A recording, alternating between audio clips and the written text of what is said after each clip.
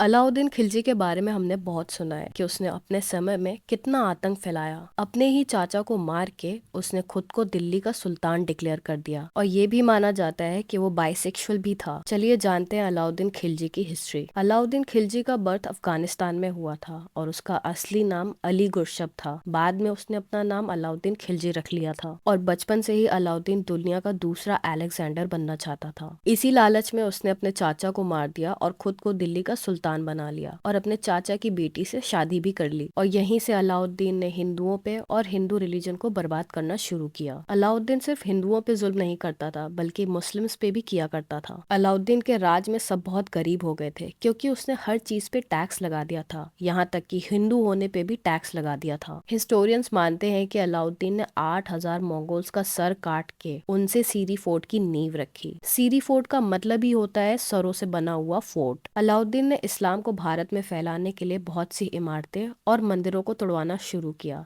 जैसे सोमनाथ टेम्पल, सूर्य मंदिर। और किसी भी राजा को हराने के लिए वो उन्हीं के राज्य के लोगों को पैसा देके अपनी तरफ कर लेता था और फिर राजाओं को हरा के वो इन लोगों को भी मार देता था। राजाओं को हराने के बाद वो उनको जबरदस्ती इस्लाम रिलीजन में कन्वर्ट करने के लिए बोलता था और जो राजा ऐसा करने से मना कर देते थे उनका सर कटवा के टंगवा देता था। अलाउद्दीन औरतों का भी बहुत शौकीन था। रानियों को वो जबरदस्ती अपने हरम में लाया करता था और फिर उनके साथ जुल्म किया करता था। जब अलाउद्दीन खिलजी को रानी पद्मावती की सुंदरता के बारे में पता चला तो वो सीधा चित्तौड़ पहुंच गया हमला करने के लिए, लेकिन राजपूतों ने अलाउद्दीन को बहुत मारा। फिर भी अलाउद्दीन की सेना ने छल कपट करके राजा रतन सिंह को मार दिया। इन सब के बाद भी अलाउद्दीन को रानी पद्मावती नहीं मिली क्योंकि उन्होंने और 16,000 औरतों ने खुद को आग में जला दिया, जिसको आज हम जौहर कहते हैं। कुछ हिस्टोरियंस का ये भी मानना है कि अलाउद्दीन बाइसेक्सुअल था। मलिक कफूर, जिसको वो बाजार से खरीद के लाया था, देखते ही देखते वो अलाउद्दीन का लेफ्ट हैंड बन गया और अलाउद्दीन मलिक कफूर पे सबसे ज्यादा भरोसा करता था।